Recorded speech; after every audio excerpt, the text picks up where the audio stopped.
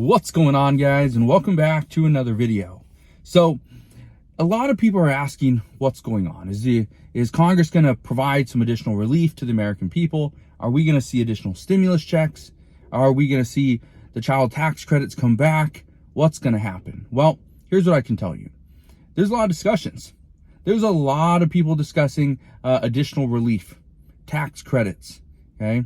They're talking about additional stimulus, more payments. That's what they're discussing. Even talking about forgiveness. That's what we're going to discuss today. Because in a recent report, it says that 61% of Americans are currently living paycheck to paycheck. And let me just ask you this.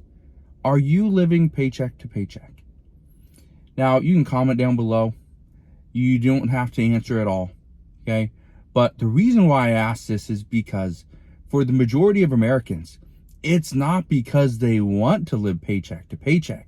It's because their expenses are exceeding what their income is. Many are living paycheck to paycheck on top of having to use credit cards just to get by. That's a major issue. Now, I've taken some time off and just tried to spend time with family. Today I'm actually this will be my last video here in the car. We're gonna hop on an airplane in about an hour and a half and head home. But the reason why I bring that up is because I've seen so many people here. Okay, I'm in California right now, but I've met so many different people here, and a lot of people are really struggling. The homelessness here is crazy. Now, with that said, 61% of Americans live paycheck to paycheck. It's not all because that's what they want. It's because that's what's there. The job that they're working doesn't pay enough, especially for the bills where they're currently living. Now, what does this mean?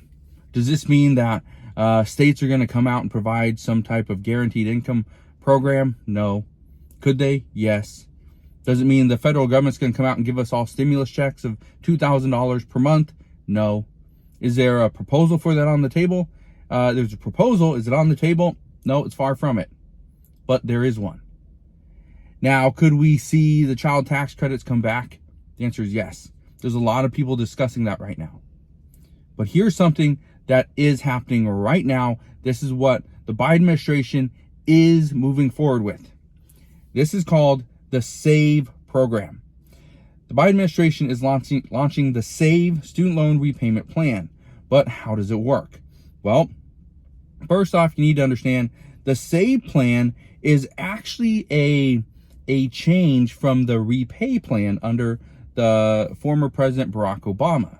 Okay, so that's something different. Now, here's how this changes. Under the repay program, under the repay plan, repay was the revised pay-as-you-earn repayment plan, I believe, is something like that. Anyway, that was what repay meant. Anyway, you would pay 10% of your discretionary income. This is for student loans. However, under the SAVE plan, you would pay just 5%. So they're cutting your payment in half. That's massive. Here's another big one. This is one that's actually getting some pushback as of right now. This is one that could be pulled. Republicans are going to fight this. We've seen this. We knew it was going to happen. But under the SAVE plan, it says anybody that's making less than $15 per hour will not need to make any payments under the new option. This is according to the Education Department. So if you make less than $15 per hour, guess what? You don't have to make any payments. No payments. So, and this is where things get very tricky. Is it, okay, I make under $15 per hour. Do I not make payments only during the time that I make less than $15 per hour? And then if that's the case, and you go and your employer wants to give you a raise because you're doing such a great job and now you're making $15.75 an hour, do you turn that down? Would you turn that down? Let's say you're going to get an additional $1. Instead of $14.75, you get $15.75. Would you turn that down to avoid any payments? Well, we don't know. This is part of the problem. Is this going to cause people to work less? Why would they work 40 hours a week and get paid more than what they, or get paid, so much money and have to take a portion of that 5% and pay it back to their student loans? Or would they rather just take less money and not have to make any payment, right? And then some worry that this is going to cause, jobs to pretty much stay open. It's an issue, right? So what I can tell you right now is that's a big change. Now, here's one thing you need to understand. You have to apply for the SAVE program. It says you can apply for SAVE directly on the Education Department website.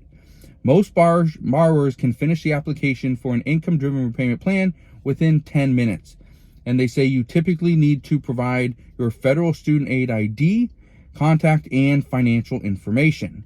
Now, it's all because of the